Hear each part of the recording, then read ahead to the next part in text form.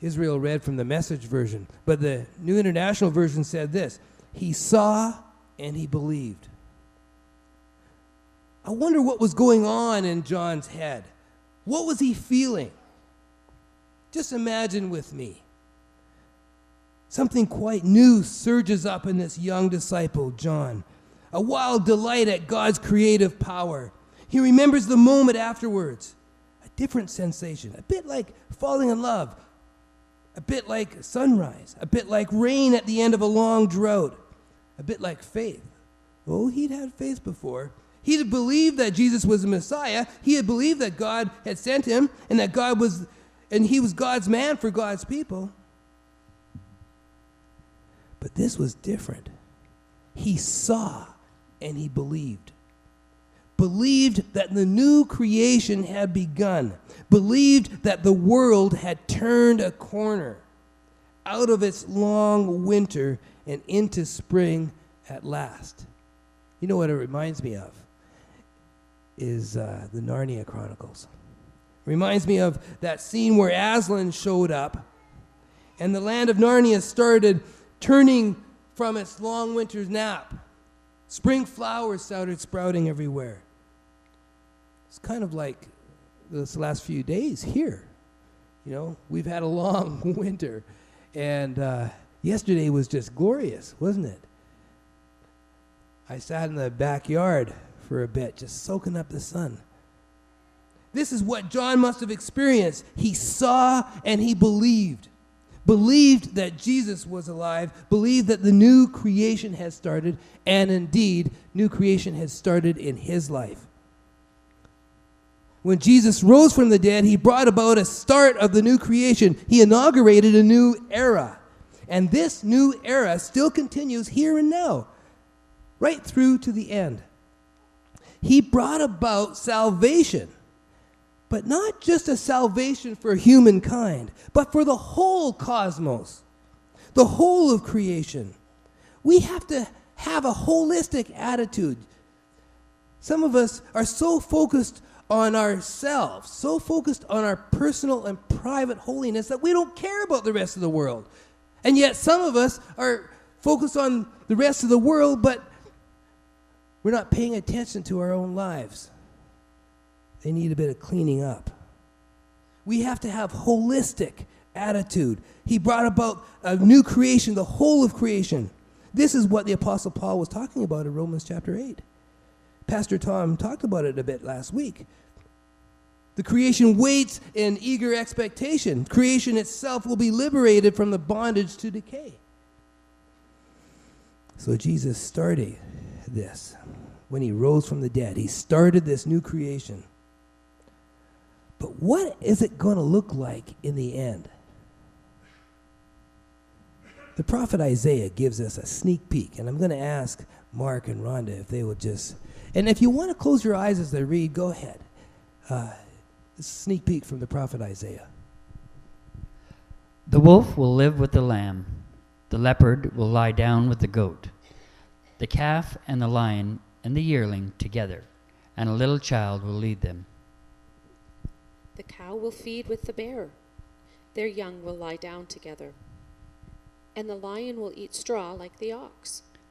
The infant will play near the hole of the cobra, and the young child will put his hand into the viper's nest. They will neither harm nor destroy on my holy mountain. For the earth will be full of the knowledge of the Lord as the waters cover the sea. Pay close attention now. I'm creating new heavens and a new earth. All the earlier troubles, chaos, and pain are things of the past, to be forgotten. Look ahead with joy. Anticipate what I am creating. I'll create Jerusalem as sheer joy. Create my people as pure delight. I'll take joy in Jerusalem. Take delight in my people. No more sounds of weeping in the city. No more cries of anguish. No more babies dying in the cradle, or old people who don't enjoy a full lifetime. 100th birthdays will be considered normal. Anything less will seem like a cheat. They'll build houses and move in. They'll plant fields and eat what they grow. No more building a house that some outsider takes over. No more planting fields that some enemy confiscates. For my people will be as long-lived as trees. My chosen ones will have satisfaction in their work. They won't work and have nothing come of it. They won't have children snatched out from under them. For they themselves are plantings blessed by God, with their children and grandchildren likewise God blessed. Before they call out, I'll answer. Before they've finished speaking, I'll have heard. Wolf and lamb will graze the same meadow. Lion and ox eat straw from the same trough, but snakes, they'll get a diet of dirt. Neither animal nor human will hurt or kill anywhere on my holy mountain, says God. Thank you. Pay close attention now. I'm creating new heavens and a new earth. All the early troubles, chaos and pains, they're all past. Things to be forgotten. This is kind of the same language as Revelation 21. A new heaven and a new earth. He'll wipe away every tear from their eyes. No more death or mourning or crying or pain. The earth will be full of the knowledge of the Lord as the water covers the sea. The earth will be full of the glory of the Lord. When Jesus rose from the dead, he set things in place to fix what mankind has messed up. He put an end to death. This was all part of God's plan to put the world back to rights. Back in Genesis, God created the first man on the sixth day. It was on the sixth day, Good Friday, that the second man, Jesus, paid the cost for the first man and his descendants made. Early on the first day, Mary discovers an empty tomb. We can tell her, dry your tears and go tell everybody. 19 verses later, still on that first day, Jesus appears to them, standing among them, says, peace be with you. This is a new era. This is an era of peace. And later he says to them, as the Father has sent me, so I am sending you. And this is what he's saying to each of us today. As the Father has sent me, so I am sending you. He's sending me. Then later in Acts, he breathes the Holy Spirit to give them new life for their new task. This is our challenge this morning as we are living beyond the cross, as we are living in this post-resurrection era. We must live in such a way that anticipates the final outcome, where the earth will be full of the knowledge or the glory of the Lord as the waters covers the sea. The waters covers the sea. Isn't the sea made up of water? You get this picture that the earth will be overflowing with God's glory. This is what we must anticipate here and now as we do his work. This applies to how we treat our planet, being Earth Week.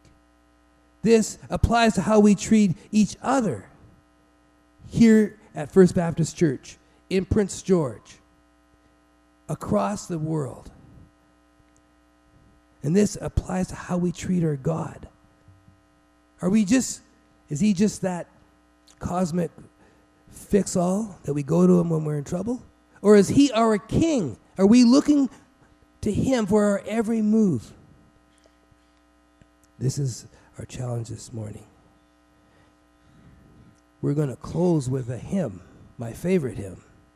You probably know this already. This is my Father's world. I'm going to ask the team to come up. And then as they're coming up, I'm going to read the third verse of this song. This is my Father's world, oh let me ne'er forget that though the wrong seemed oft so strong, God is the ruler yet. This is my Father's world, the battle is not done. Jesus who died shall be satisfied, and earth and heaven be one. In these post-resurrection days, are we living a resurrection life, anticipating the new creation?